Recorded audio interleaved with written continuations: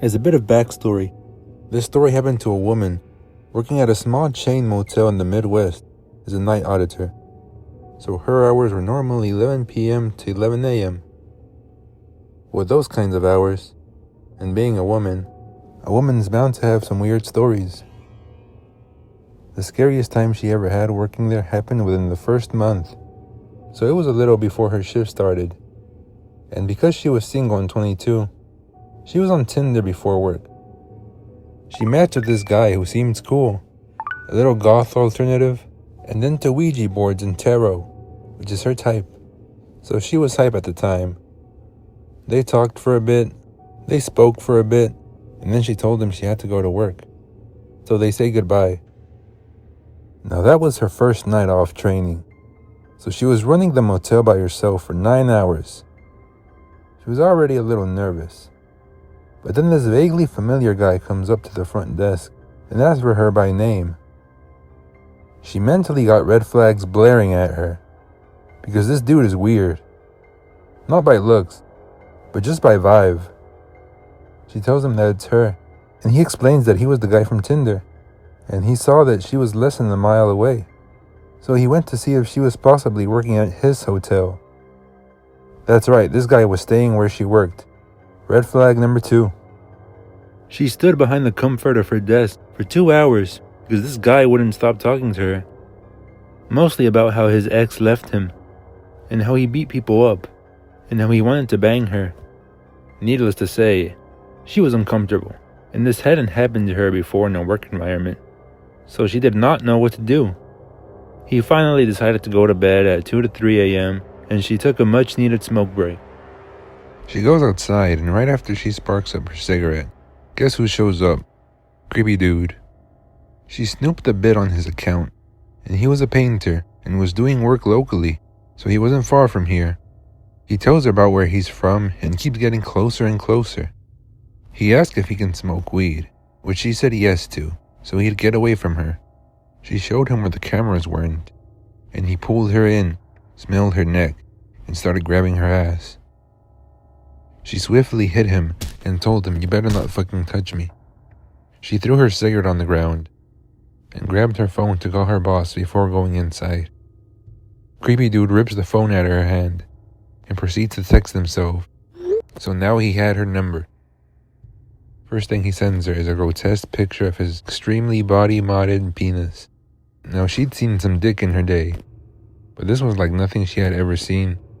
Then came the creepy BDMS porn gifs, with captions like, "I can't wait to do this to you. You know what room I'm in." Now she's already freaking out at this point, and she doesn't know why she didn't call the cops, and her boss wasn't answering. So she was in the back office having the panic attack of her life, when she gets one more video. Why she clicked on it, she'll never know. She refuses to say what she saw in detail, but it was a snuff porn film. Very violent, very sexual. She then locked herself in the back room, cried and waited a few hours before proceeding to make the hotel breakfast. The text went on for a few days, until she had enough and got the boss to tell her boss. He immediately kicked out Creepy Dude and banned him from the hotel. His company's not even allowed to book with that hotel anymore. In hindsight, she should have called the police, but she was too scared. Creepy dude, let's never meet again.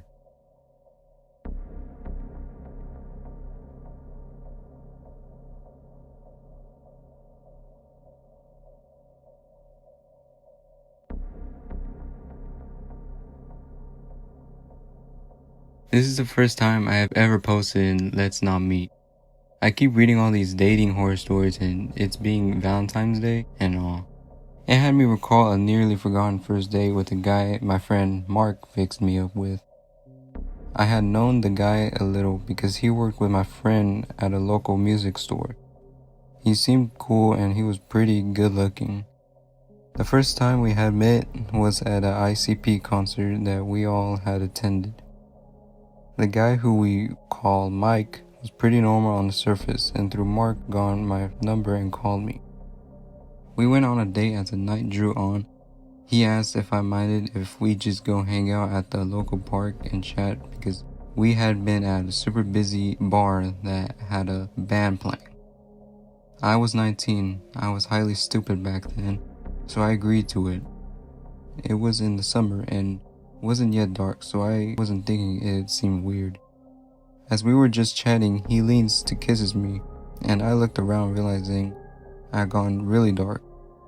I'm in heaven because at this point, he hasn't even given me a reason to think he's a creeper. We had a great night. He was charming and funny, and we had a lot in common. Then after our first kiss, he gets this creepy grin. He looks out the window, then tells me, "I'm taking you into the woods. We are going to have a really good time." I kinda laugh a bit nervously because at the time, I hadn't yet lost my virginity. I tell him I'd rather just stay in the car. He gets weird and angry, and it's like he's two people in one person. Why can't we just go into the woods? I promise I won't rape you or kill you. By now, he's trying to laugh it off, but I had gotten incredibly creeped out. I try to play it off like I'm not ready to run away. I should have been more creeped out than I was, but I was so naive. It creeps me out now writing this. He looks at me again and leans back in his seat and begins to start whining. "Oh, come on, let me just take you into the woods. It will be fun." I'm having none of this and I'm starting to get mad. I tell him I'm ready to go home. I finally talk him to it, just taking me home. He was oddly quiet and the rest of the drive home. And then as he gets to my house, he proceeds to apologize profusely about it. I heard later from my friend Mark that he said I was a tease.